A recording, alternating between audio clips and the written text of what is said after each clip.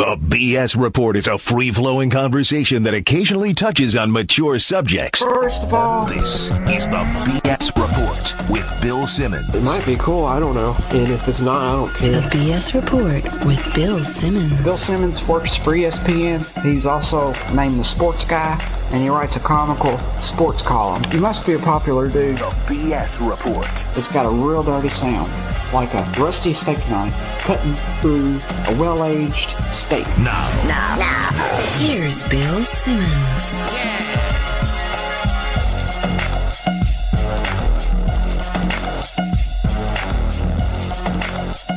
Welcome to the BS Report. We are still cleansing ourselves from the stench of the Jets last night. Who better to come on than our old friend Mike Lombardi? What's happening? Not much, Bill. I know I'll be accused of being a Jet hater, but look, Fireman Ed bailed on the team. I mean, I don't understand how anybody can accuse me of being a Jet hater after this season. I mean, the reality is they are what they are.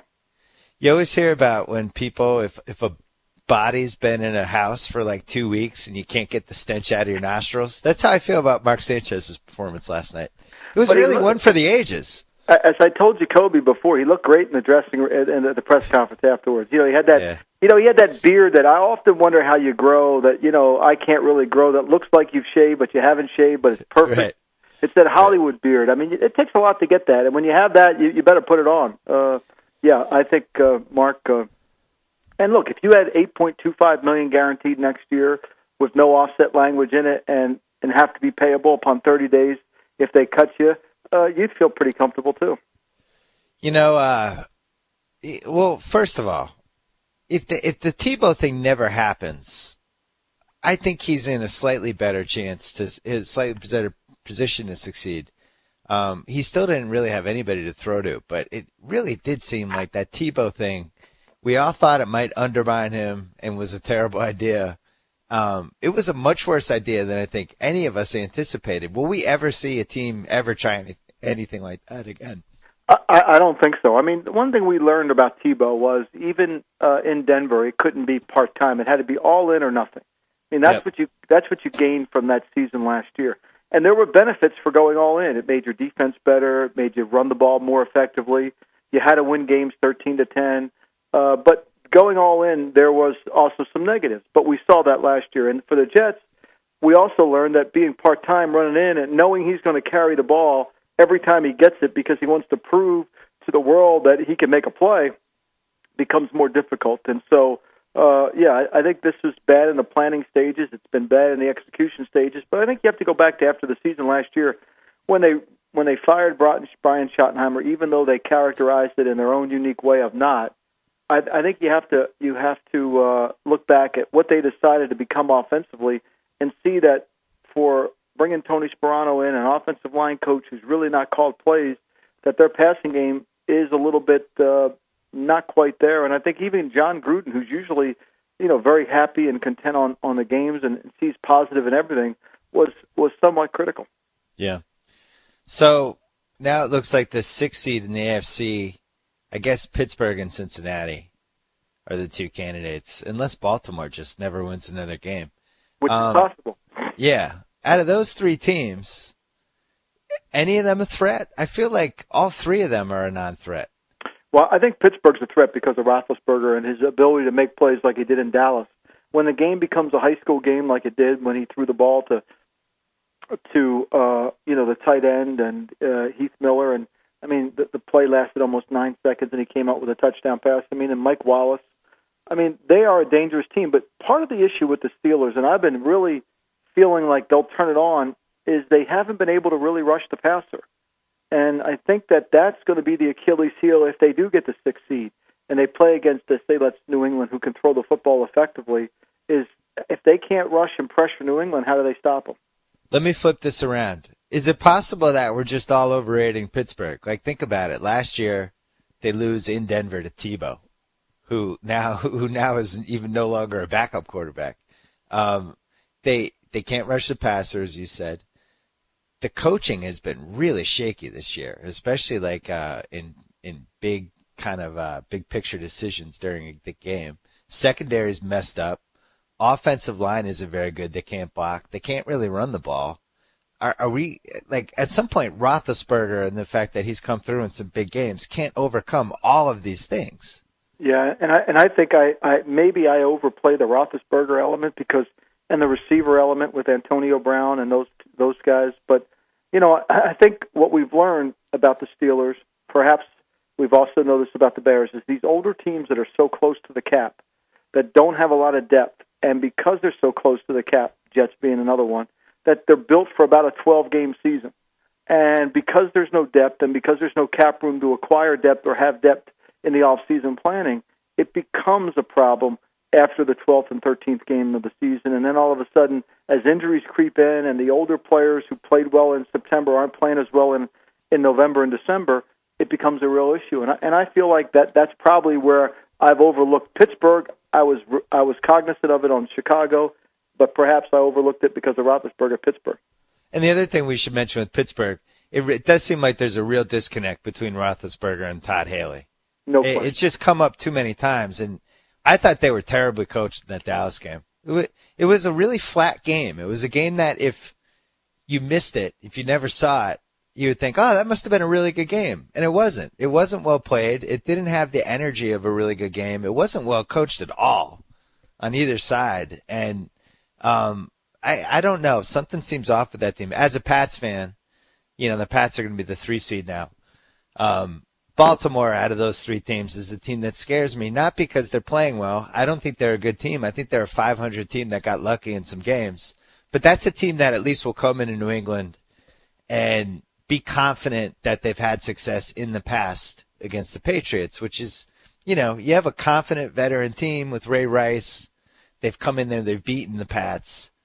That scares me a tiny bit. I should be a little scared, right?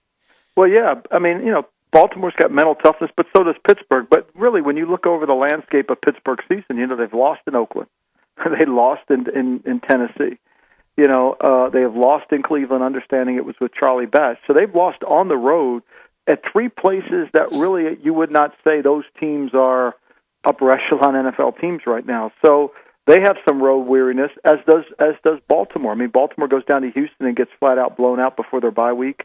They won the San Diego game, but it took a 4th and 29 to convert that game. Give it to them. They made it, and they deserved to win, but that was really long odds to do it. Yep. Do we think the NFC is kind of taking the driver's seat here? They killed the AFC in the head-to-head this week, capped off by the Niners going into New England and beating the Patriots. Hey, if you had to rank the 6 or 7 best teams, how many AFC teams would you put in there? Well, I think New England and Denver, because of their quarterback play, can go anywhere and win and can play and compete with somebody. I'm not sure Houston can go anywhere and play. I think they have to control the pace of the game. As I've mentioned many times before, they're very good at playing in front. Those 2 teams, I think, I would have thought Pittsburgh, but, lately I'm not sure about Pittsburgh because, as you said, the age and sometimes I often overrate Roethlisberger, but I would say those 2 teams, Denver and New England, could go anywhere and win. And then when you look to me at the NFC, I think Green Bay has holes. I think the Giants have holes. I think the only really good team in three phases is San Francisco, and those 3 phases is what beat New England the other night. You wouldn't put Seattle in that category at this point?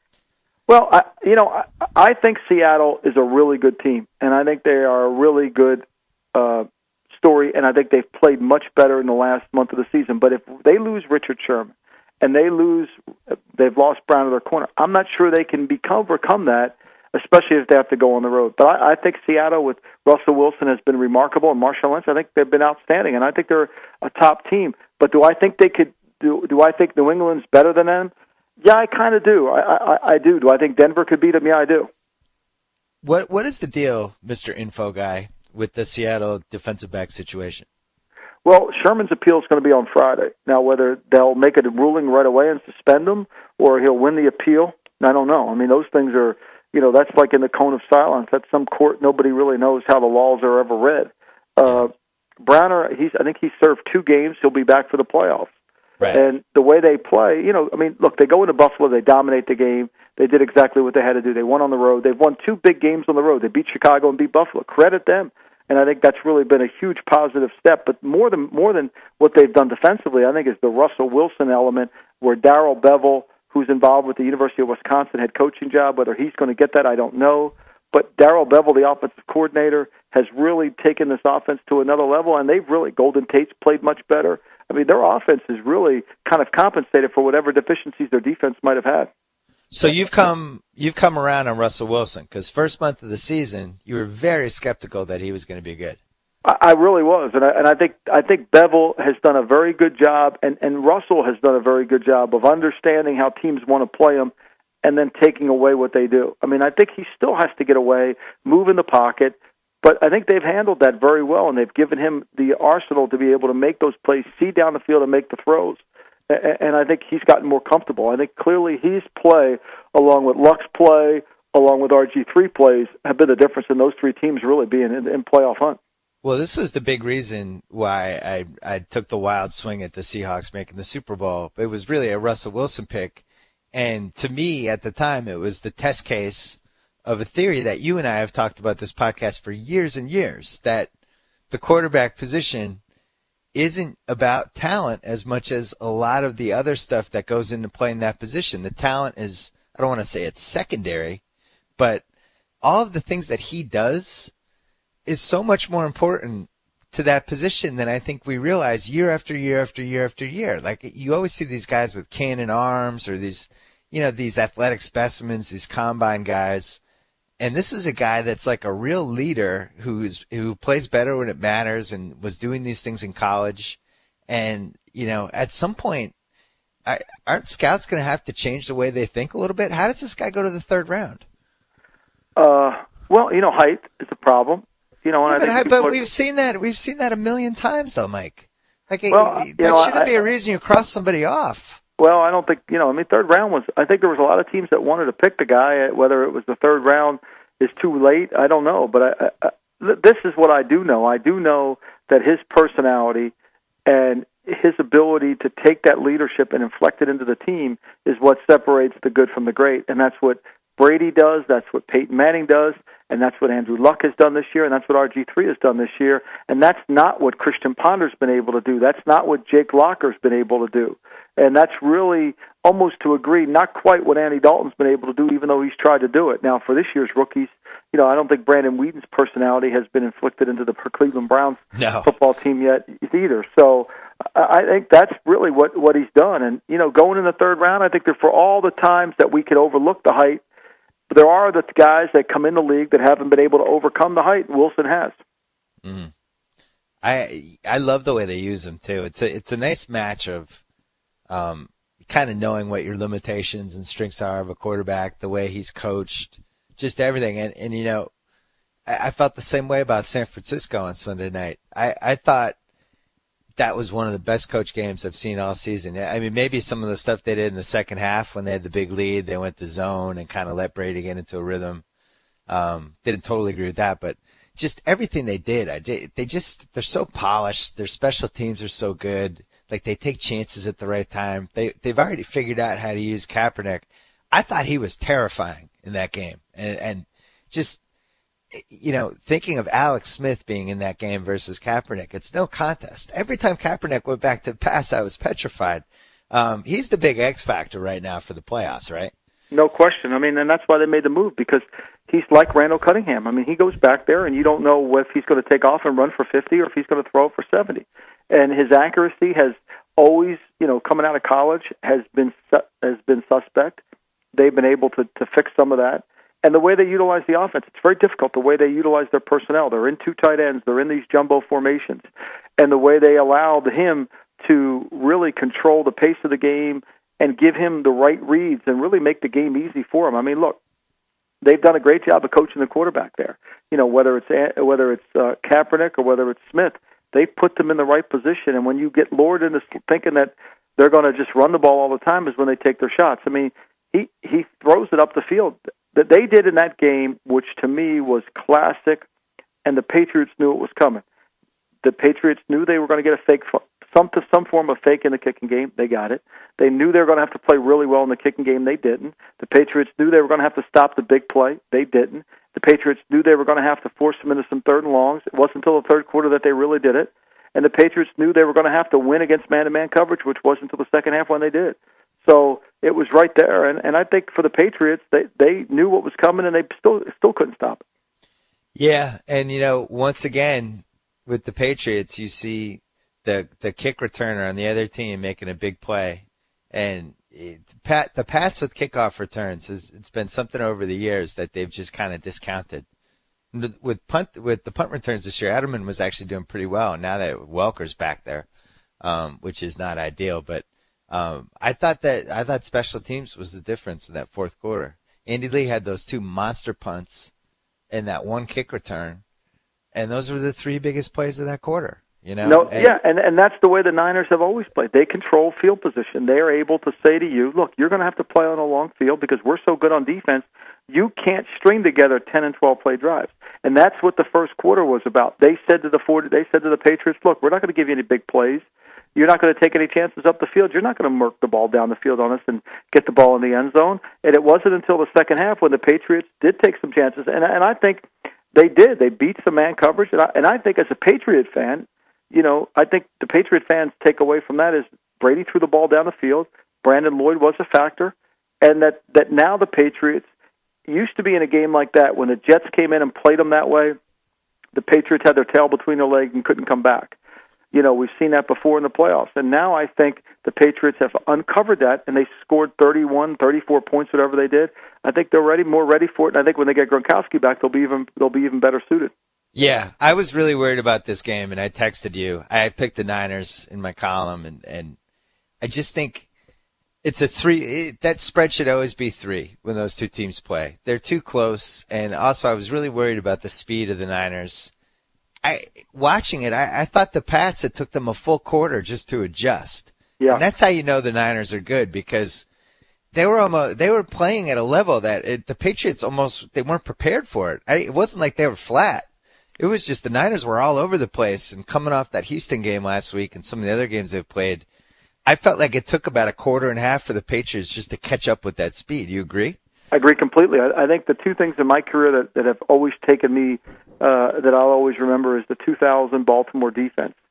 Watching them on tape and then watching them in person, it took a while to really understand that they were faster on tape than they were. And then, of course, the Bucs team in 2002. And I think the same thing would happen to the Patriots that night is they knew they were physical, they knew they were fast, and I think it took them a quarter and a half to almost 2 quarters to figure out how physical and how fast they were. And once they got used to it, once they understood it, they came back. But they're down 31-3 when they figured it out. And they did everything in the game that they couldn't do. They turned the ball over, and the Niners feast on turnovers. They played on a long field. The Niners make you feast on that. And they made mistakes, and I think now that they know, I don't think the Niners. I think that's why Seattle, Arizona, and even St. Louis play the Niners better than most other teams do, is because they're more familiar with them. They've played them before, and the second time around, you're really helped by understanding how to play them. I wouldn't make a statement like this lightly. I've watched Brady for 12 years, and I've probably seen just about every snap he's ever had. I thought he played the best hour of football of his entire career from the beginning of the third quarter through that fourth possession where they scored. I don't think he's ever been better than that. I got to be honest, I don't think you can play quarterback much better than that, because it wasn't even just like the fact that they did the 4 straight drives, but like the degree of difficulty of some of the passes, the way he was avoiding the pressure, the QB sneak, like all the stuff he was doing, he's audibling at the line. I really feel like there has to be 2 or 3 quarterbacks in the history of the league who could have scored 4 straight times against that defense. And of course they lose and it's forgotten. But have you ever seen him play better than that? No, I think he's really, as the season has progressed from the Tennessee game, and I've seen every throw and obviously have watched him play for many years. I think he's now throwing the ball down the field. The throw to the tight end 47, I don't dare say his name, Michael Human, was one of the best throws he's made all season. Earlier in the year, he wasn't able to make that throw. He was long. Now, he still has trouble, but the ball that night was a hard ball to throw. It was wet. It was a heavy ball. There was rain. It was cold. Right. Kaepernick threw it because he's got a gun. I thought the receivers would drop more balls for the 49ers because I think they were 28th in the league in drop passes going into the game. But the reality was they caught the ball very effectively on a hard day to catch the football. And Brady's had a lot of drops this year. Welker's probably dropped. I mean, the game against Houston, Welker had a ton of drops. So, no, I think as a Patriot fan, you have to say to yourself, look, we now can play a game that's different than any time we've ever played before. We don't always need to dink and dunk. We can go up the field, we can throw comebacks, we can attack the middle of the field, and we can be dangerous. And if we get behind, we'll come back on you. I think it was a fairly, I mean, to me, I wouldn't walk away from the game as a Patriot fan all doom and gloom. Yeah, I certainly didn't. And, you know, I forgot to mention the elements when I was talking about that second half. And then no Gronkowski. I just thought, I think Brady's locked in right now. And, you know, they were driving a couple times on those Ridley fumbles, too, and they had bad luck with fumbles. Barnwell pointed this out in his column yesterday. There were 8 fumbles. 7 of them were recovered by the Niners, you know. And these were fumbles that you see the running back fumbles the ball. It's rolling out of bounds. Somehow the guy recovers it before it goes out of bounds. Like, usually that guy's always falls out of bounds before he gets it. So I did not feel doom and gloom. I thought the Niners played great. I think they're the best team right now. But my takeaway was that I feel like if those teams played 10 times, I think they each win 5. I think it'd be a great Super Bowl. I think those two teams are would be fun to watch on perfect conditions like the Superdome. I think it would be good, and I think Denver would be able to go play a game in a similar style to San Francisco because Denver's edges, Von Miller, Dumerville, could probably help and play against an athletic guy like Kaepernick. I think the Patriots would have to make some adjustments. I mean, losing Dennard in the game hurt. It put Arrington outside at corner. Yeah, that affected them. But look, that's football. That's what happens when you get guys hurt. It happens to other teams. I mean, Justin Smith went out in the game with the elbow. That helped New England on their comeback too. So really helped. I think all things balance out. Yeah, and you know, Denver, when they played the Pats, it was early in the season. I think it was week 5. It wasn't a contest. The two teams weren't close. There was a real chasm between the two of them. Denver's been really good ever since. I thought they needed to win that Baltimore game pretty convincingly for me to believe that they were a legit contender and not just a team that had beaten a bunch of bad teams in a row. It was a really, really impressive win. And, you know, at what point it felt like it was going to be a 40-point game. Their defense, if they get a lead, their defense is just going to keep it. What do you think? They're third best team? Oh, you know, Denver. I think it's a toss-up in the AFC. Denver, New England. I think that'll be. I think that could be like the year New England played Tennessee. That could be the game. Yeah.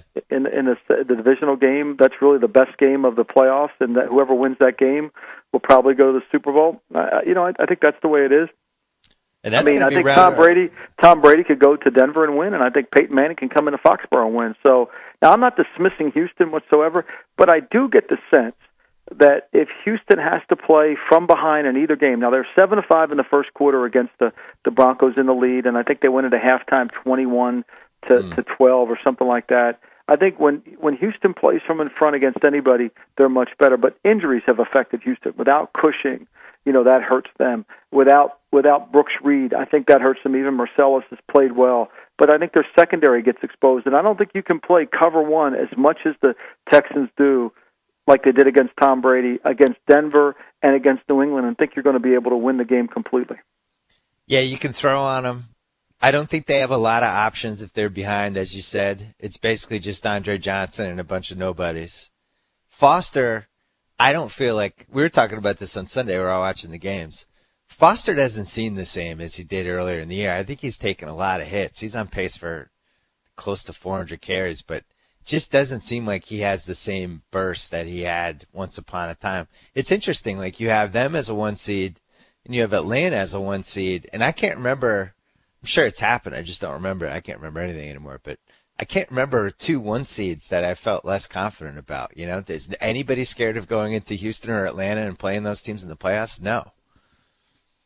I don't think so. I think when you have an offense, see, to me, the NFL today is about you have to have an offense and that can win on the road and score on the road. And I think this is why Jim Harbaugh made the change to Kaepernick, because I think he realized that Alex Smith, as well as he's gotten him to play, the ceiling in terms of points was probably going to be 24, 21 in that area. And he knows to win on the road, if he has to go on the road, to win in Seattle, to win in Green Bay, to win in New York, he may need a game where he has to have the ability to score 30 points. And Kaepernick was the only guy that gave him that. And when you look at Denver, and when you look at Baltimore, and when you look at New England, they can score that many points. Green Bay, they can score points. You become a factor in the playoffs on the road when you can score, like the Giants have done and like Green Bay's done the last couple of years. Green Bay is a little bit of an X factor for me. I thought they could have lost the Bears game. They got a lot of help from the refs in that game. As you said, they seem to have some holes. Seems like there's some chemistry stuff going on with them, too. The Finley thing has become kind of a factor. On the other hand, though, they still have Rodgers. And Rodgers is, it's Rodgers, Manning, and Brady in some order, whatever you want to pick. If it looks like they're going to be a 3 seed. Right. Which do you really think the Packers, as great as Aaron is, do you think the Packers can block the 49ers? Well, that's the thing. That's the worst matchup for them. And what they're looking at in round 2, assuming they get out of round 1, is going to San Francisco. We already saw that game. And the Niners are better now. Yeah. And I'm not sure Green Bay is. Now, Green Bay, if they get Clay, they got Clay back, they get Charles back, maybe they perhaps can be similar too, but without the right tackle, they'll have are they really the same? Are they a better team now that has to travel to San Francisco?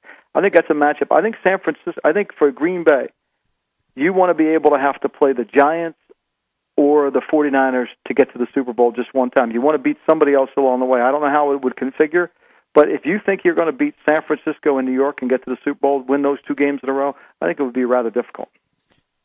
Well, now you're looking at whoever gets the NFC East title has to host Seattle in round 1, which you're almost better off.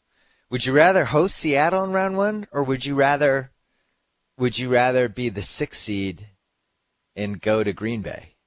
Well, let's just take it this way. If Seattle has to go to Washington, they're the perfect defense to play the Redskins. They're physical. It's hard to run the ball, and they're athletic enough to stop RG3 from what he can do. And they can match up on the outside. Conversely, they can run the football effectively, and I think Russell Wilson could make enough plays against them. I think it's a tough matchup for the Redskins. If Seattle has to go to Dallas to play, that's a mismatch. I think Seattle can, control the line of scrimmage with their defensive front. Their speed's too great, and I think they'll move the ball. So I think Seattle, is looking at the NFC East saying, I think we can play those guys, and I think we can beat them. And the way they're playing right now, I don't think you want to play them. And especially as good as the Redskins have been, and I wrote this today about their defense has made such improvement. The reality of it is the Seattle defense is so athletic with Clemens and Irwin and those guys on the outside that's the kind of defense that gives the Washington Redskins some trouble offensively. I would not want to play the Giants out of those 3 teams if I'm Seattle. I still don't know what to make of the Giants, but they have these wild swings from week to week, and they're one of those teams in the first quarter which team showed up. You watched that game on Sunday, you're like, oh, bad Giants showed up today. This is bad. This is going to not be a good game. Yeah, and it was no coming. You couldn't get it to come back. I don't. To me, the 2 teams that I have not been able to figure out is Pittsburgh and the Giants. And the Giants, they look like, they have a lot of weapons offensively. David Wilson looks like he can be another guy to make a difference in that offensive attack. But for whatever reason, they have these periods of inconsistency. And then defensively, when their defensive line doesn't dominate the game, they just become another defense. Yeah, a good buddy of mine is a Giants fan. We were talking about them yesterday. Anytime they have any injury in the secondary, it's a disaster. It just seems like they have no depth at all. And you just take anybody out, and the whole thing falls apart. And then the other thing that I just don't think Hakeem Nicks has been good this year. I don't think he's been healthy. And Cruz has just been getting the crap kicked out of him. I don't think anybody's taken more hits this year than Cruz. It seems like once a game he gets just decked, and you're thinking like, uh-oh, is he going to get up from that? And I just don't think Manning has the weapons this year. And they miss Manningham. I think there's no question. They've kind of missed him a little bit in terms of what they have to do. Wilson's not a great pass protector, so they don't trust him. But you're right. And when you play the slot in the NFL, when you're Danny Amendola or you Wes Welker, there's never a play that you go down where you don't get hit. And for those little guys, it can become, and Cruz isn't a little guy, but that becomes a real problem. And it's tougher to get up each time. And I think that's really what you see with Victor Cruz. And I know this. When you watch players, and the older players get, when their legs aren't strong, is when their hands drop. And that's always been the case. You see older players drop passes they've never dropped before, then you know their legs are going. It's a little bit like guys that, in basketball, that the range of their shot becomes, instead of 18 feet, it's down to 16 because they can't get the elevation. Same thing in football. And as an older guy goes, that's what makes Tony Gonzalez remarkable, because he still catches everything. And even though he's not as fast as he once was, he's still remarkable in the fact his hands and his legs are still strong. I think this is a little far-fetched, but I do think some of Cruz's success last year had to do with the fact that the rules were kind of changing on the fly. All of a sudden it became a real advantage to send guys over the middle because the defenders weren't quite sure what to do and how hard they could hit him and all that stuff. And Cruz was just, the way he worked the middle of the field was just brilliant. This year it seems like teams are like, screw this, we're hitting him. Yep. And they're just nailing him on these throws. And, as you said, no Manningham this year. Ruben Randall hasn't. I actually like Ruben Randall, and I think he's the key to their playoff destiny. I was telling this to my buddy last night. Like, you got to get him going because they need 3 receivers. That's what they had last year. That's what Manningham made the biggest play of the Super Bowl last year. And they're not going to beat teams with 2 receivers and a half-decent running game. And Eli, who's has been kind of up and down. I do think the reason he's been up and down partly is because Nix has been hurt the whole season, and Nix you can take out of the game. So if I'm Seattle, I don't know if I mind playing them either. Well, Seattle, isn't it the game Seattle won there last year? I remember it was a high-scoring game. And, it's like 36-24, right? Yeah, Tavares Jackson was going up and down the field on the Giant defense. No, look, Seattle knows. I mean, Seattle's got that look to them. They know they can go. The win in Chicago was enough to carry their confidence, and they know that they're good defensively. And like I've said, this is the most important thing. When you draft a quarterback and the team adopts his personality and it does it right away, then you've got the answer. And I think that's where cities like Tennessee and Minnesota and other places that have drafted quarterbacks are still searching for their answer because that team hasn't adopted the personality of their quarterback. So I guess if you're looking at Seattle, here's what would worry me. You have to win 3 games in a row on the road with a rookie quarterback. It's just a lot to ask. And we've seen rookie quarterbacks win 2, but I can't remember 3. Well, I think he's going to have to play well in 3 games, and I think the defense and Leon Washington and the special teams are going to have to win some of those games too. They're going to have to play a point where they're going to have to make enough plays. And is it possible? Yeah, it is possible. Will it be difficult? Certainly. But any team that has to go on the road and win 3 on the road, regardless of rookie quarterback or Ben Roethlisberger or Peyton Manning or Tom Brady is going to be a challenge as well. I mean, it's doable, and you got to get hot at the right time. And I think that's right now. Russell Wilson's hot. I mean, you scored 50 in the NFL 2 weeks in a row. I don't care who you're playing. You're hot. So they could go potentially whatever NFC East team. I'd be the most scared of Washington, just because Washington really seems like they know what they are. Like they have an identity, right? Yeah, they do, and they played so much better on defense. I mean, last week against Cleveland, they were running Cleveland's offensive plays on defense better than Cleveland was running them with their offense. I mean, they were getting the spots, and really there was no place to throw the ball. And I know they threw the 80-yard touchdown pass or whatever it was to Travis Benjamin, but for the most part, I mean, Cleveland, Richardson had a 14-yard run in the first quarter. He gained 28 yards for the day. So they really did a nice job. Their defenses played well. Rod Jackson, the outside backers, filled in for Arapo and played well. I think they're really doing a nice job in terms of taking away what the offense does. And then conversely, I think Kyle Shanahan, with whether it's Kirk Cousins, and they shifted into the Houston Texan offense midway through the first quarter of the Browns game, or when RG3 comes back and they run the Baylor offense, I mean, they've been very effective. And with Garcon and Santana Moss and Josh Morgan and some of these guys, they've become more effective in terms of the outside. There's an interesting scenario that actually could happen. You could have the Giants as a 6 seed. You could have Seattle as the 5 seed. You could have the Giants going into Green Bay, the one team that they've had a ton of success against, and they love playing. And they go in there and they win. And all of a sudden now you have Seattle, San Francisco round 2. We might potentially have the 4 best teams in the league playing in round 2. You could have Seattle, San Francisco, and Pats Denver could be 2 of the 4 round 2 matchups, and that those are really AFC and NFC title games. Yep, and that's the way, that's the way it could break, and I sometimes it doesn't happen that way, but I wouldn't disagree with you. I think the 2-3. I mean, look, Houston's the number 1 seed, but I don't think anybody's going to feel like they couldn't go into Houston and win. And Houston could easily win and represent the AFC, but I think being home helps them. But I think with Brady and Manning, I don't think they care where they play, and I have a feeling San Francisco or Seattle don't care where they play either. Let's switch gears to what teams in the bottom of the barrel of the league. What teams jump to mind as you just look at them and you go, oh my God, this is like they just need to blow this up.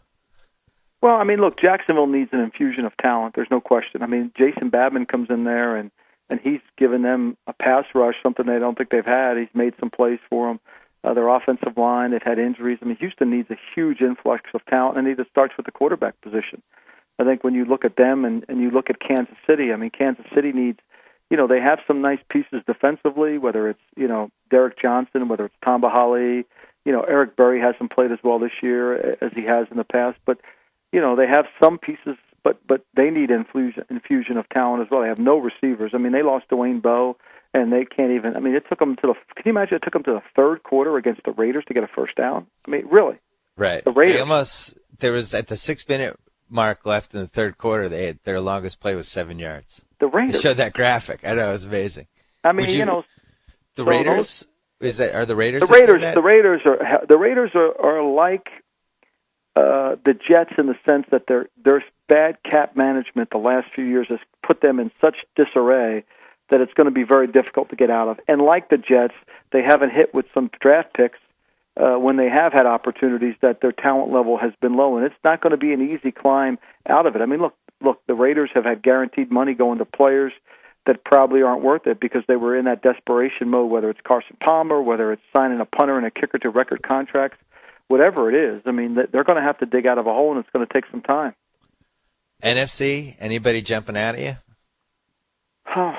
Well, we should have mentioned the Jets as a team that obviously is going to blow everything. Well, yeah. Look, the Jets are, and I wrote this today, and I think the Jets, to me, and the Jets have to be honest with themselves, and it starts with the head coach. I make this joke on First on the Field on NFL Network all the time about the Jets having great practices, and I said this week that if the playoffs were on a Wednesday, the Jets probably would go to the Super Bowl because they're the best Wednesday practice team in the history of the NFL. Because every week, Rex comes out and says, "Well, you had a great practice today." I mean, he's the only coach I've ever been around that likes practices. I mean, if you've ever been around Belichick, I don't think he's ever seen a good practice in his life. So the reality here is the Jets are never. He called this team the most talented team he's ever coached since he'd been at the Jets. And when he said it this summer, I looked at Paul Burmeister at NFL Network and I said, "Are you kidding me? He's really going to say that?"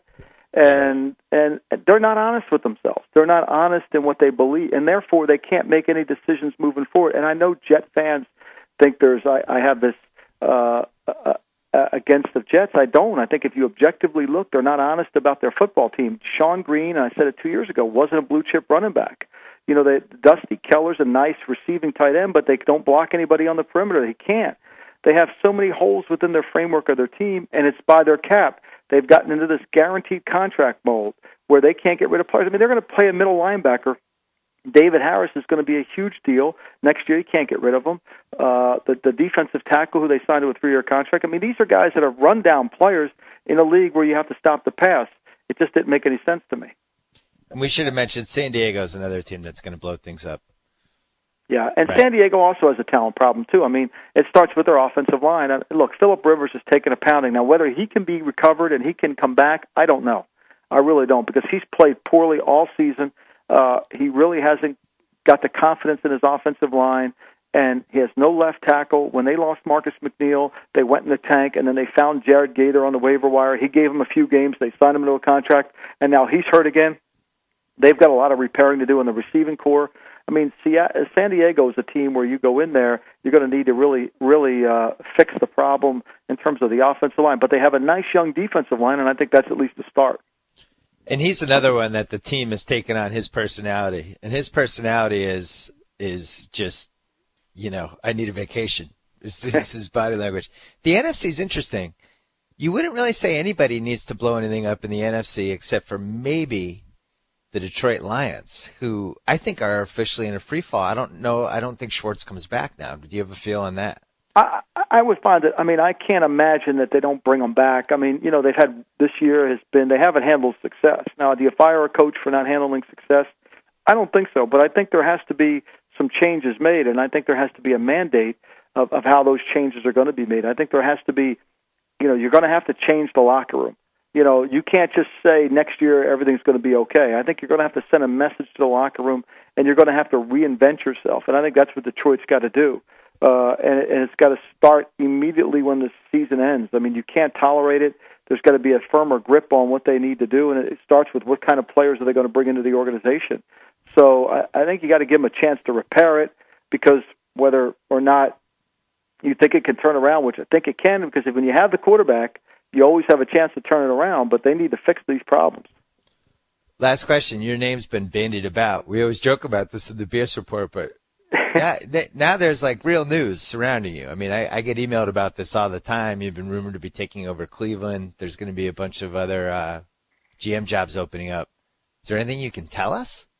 Well, no. I've maintained all along that, I haven't been approached by anybody. I know my name's been bandied around in the Cleveland market because obviously I was in Cleveland one time before with bad sweaters, and then I had worked for Joe Banner before at Philadelphia, but there's really been nothing, and I think there is going to be a lot of turnover in the NFL. Whether that reaches to my level or not, I don't know that for sure, but I think in the next couple of weeks, as the season ends and winds down, I think there'll be more to find out about it. And if the right situation comes up, I'll certainly be interested in looking into it. If not, I'll be happy doing the BS report.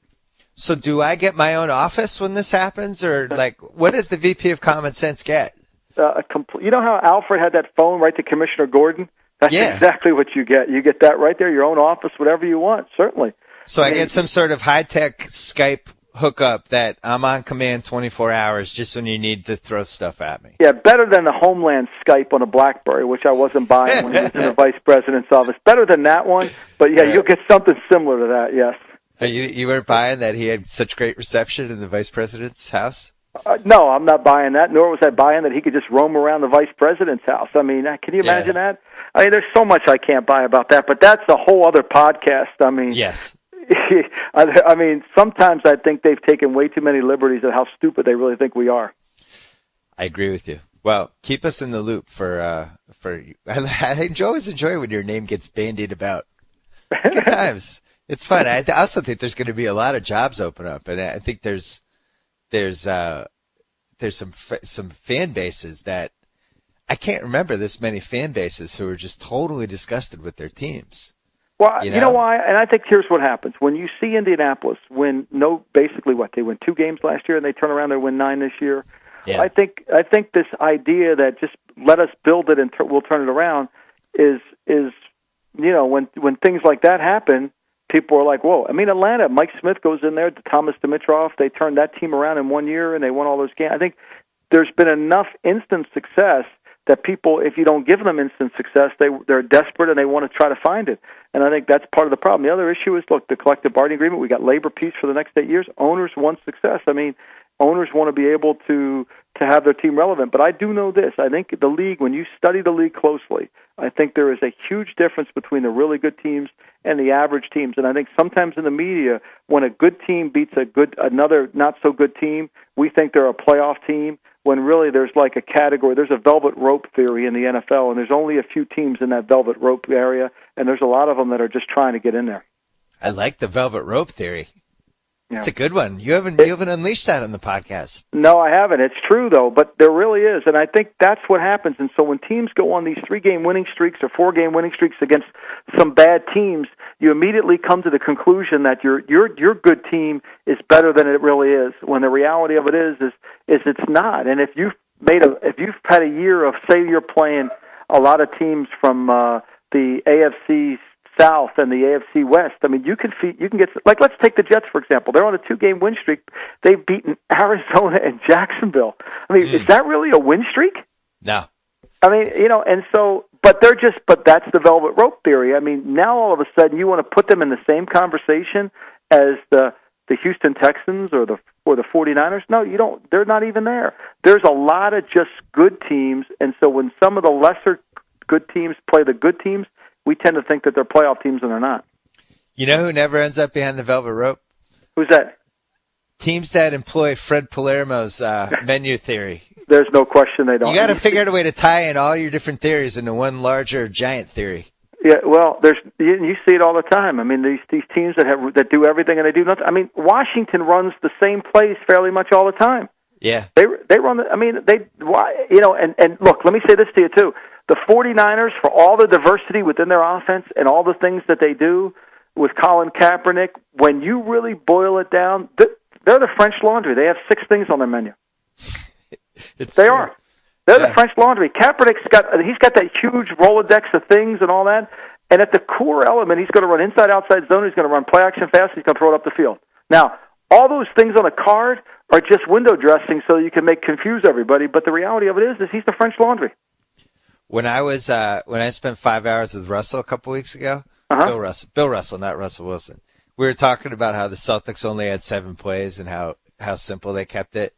And he said Kuzi sometimes would dribble down and he would just yell out random numbers like 20 or 22, just so the other team would be like, oh, what's 20? And meanwhile, like all the guys in the Celtics, half of them knew like, oh, he's talking out of his butt. The other half would be like, 20? Did we add something?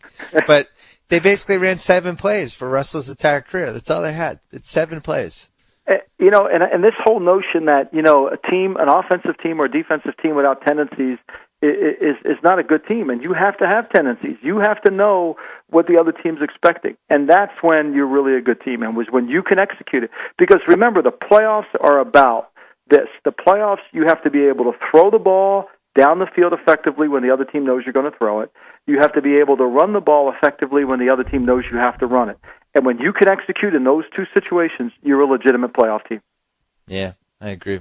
Well, I think we hit everything. I'm happy. There we go. I'm happy with this podcast. Yeah, I am happy too. We'll see you on Inside the NFL tomorrow night. You bet. We'll be there. We'll be. I think Phil Simms is going to dress up as Santa Claus, so we're excited to see that. I'm sure he'll have a lot of gifts for everyone. Beautiful. Say hi to everybody there. As always, thanks for your time. Mike Lombardi, we'll read you at NFL.com. Take care. Bye-bye. Hey, last note before we end the BS report. We are selling the Grantland Quarterly box set. We only made 1,000 of them. The details are on the website. They're really cool. The first 4 quarterlies, basically the first year of the best Grantland stuff. Very cool. Fun for the library. Good Christmas gift to impress somebody that you know. Or maybe not. Or maybe just they'll put it in the garage. I don't know what's going to happen to it. And then we're also selling season 2 quarterly subscriptions, because we are going to make quarterlies 5, 6, 7, and 8. And we are not really doing this for money. Our goal is basically to just have some cool books that we can look back on in 20, 25 years and be like, hey, remember that? Remember when the Pats lost the Super Bowl to the Giants, and I wrote a really anguished column about it? It'll be stuff like that. So anyway, you can get the details on the website. BS Report coming back tomorrow. Until then. So I get to sign off. Whoa! Thank you for downloading the BS Report with Bill Simmons. Too much fun. Check out more podcasts at the iTunes Music Store or at Pod Center at ESPNradio.com. Peace out.